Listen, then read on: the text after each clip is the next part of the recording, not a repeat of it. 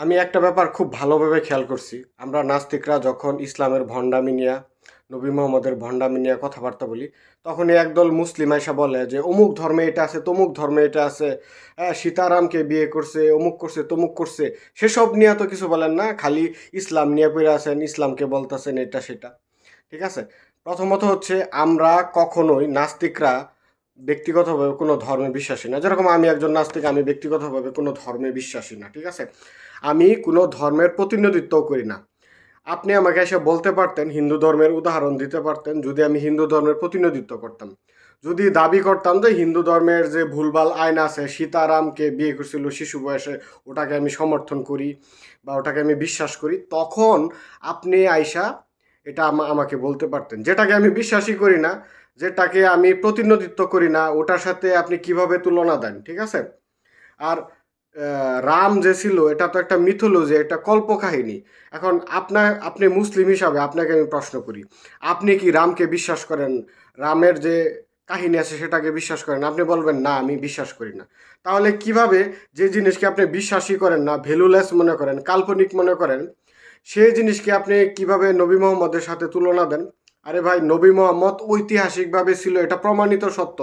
কিন্তু সীতারামের ঘটনা যে প্রমাণিত সত্য, ঐতিহাসিকভাবে প্রমাণিত, এটার তো কোনো এভিডেন্স নাই। এটাকে আমরা মনে করি সীতারামের ঘটনা, মহাভারত রামায়ণের ঘটনা, শ্রীকৃষ্ণের চরিত্র, এসব হচ্ছে মিথোলজি, কল্পকাহিনী। কিন্তু নবী মোহাম্মদ যে শিশু বিবাহ করছিল, হ্যাঁ, অনেকগুলা দাসী রাখছিল, বহু বিবাহ করছিল, গনিমতের মাল বানায়া দাসপ্রথা প্রচলন ঘটাইছিল, তারপর বিভিন্ন ইহুদিদেরকে হত্যা করছিল, এগুলা তো সত্য, এগুলা তো মিথোলজি না, কল্পকাহিনী না। আরবীয় অঞ্চলে তৎকালীন সময়ে নবী মোহাম্মদের অস্তিত্ব ছিল, এটাই প্রমাণ পাওয়া যায়। কিন্তু সীতারাম, তারপরে শ্রীকৃষ্ণ 16,000 বিয়ে করছিল, মামির সাথে যৌন সম্পর্ক করছে, হাবি জাবি, ভাই এগুলার ঐতিহাসিক কোনো প্রমাণ নাই, সত্যতা নাই, এগুলা ওই বইয়ের ভিতরে কল্পকাহিনী, আর কিছুই না। তারপরে ওই শিবের ঘটনা বলেন, অমুকের ঘটনা বলেন, ভাই শিব নামে যে একটা ব্যক্তি ছিল, এটা তো ঐতিহাসিকভাবে প্রমাণিত সত্য না, এটা মানুষ বিশ্বাস করে। ঠিক আছে?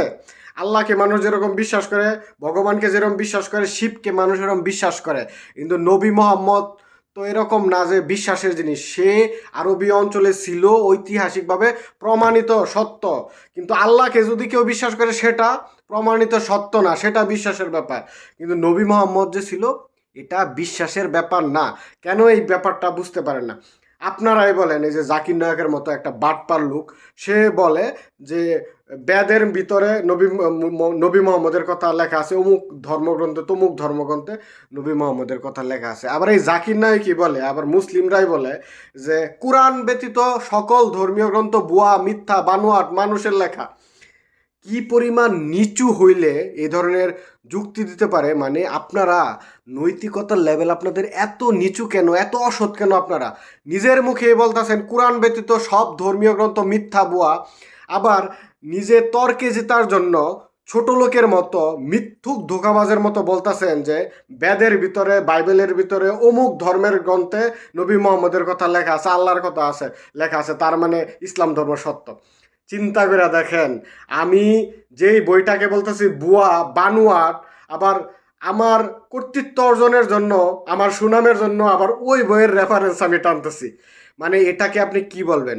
চরম লেভেলের ভণ্ডামি, মিথ্যাচার। ঠিক আছে? আর কিছুই না। তো হুজুররা, এই মুল্লারা সবসময় এই ধরনের কুযুক্তি দেয়। আর সবচেয়ে বড় মুল্লা বাটপার হচ্ছে জাকির নায়ক। ঠিক আছে? সে 7, 5, 13 বোঝায় একটা কুযুক্তি দিয়া দেয়। আজ পর্যন্ত কোনো লাইভ প্রোগ্রাম দেখলাম না। হ্যাঁ, সে ভিডিও রেকর্ড করে করে সে বিভিন্ন সময় টেলিভিশনে প্রচার করতো। কোনো নাস্তিকের সাথে সে আজ পর্যন্ত লাইভ ডিবেটে বসে নাই। জাকির নায়কের কি সে সাহস আছে?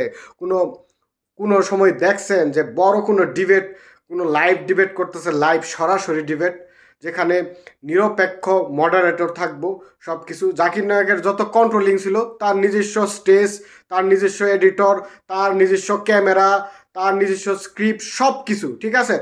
জাকির নায়ক আজ পর্যন্ত কোনো লাইভ ডিবেট সেভাবে করে নাই। কোনো নাস্তিকের সাথে তো করবেই না, কারণ তার সেই সাহস নাই। ঠিক আছে?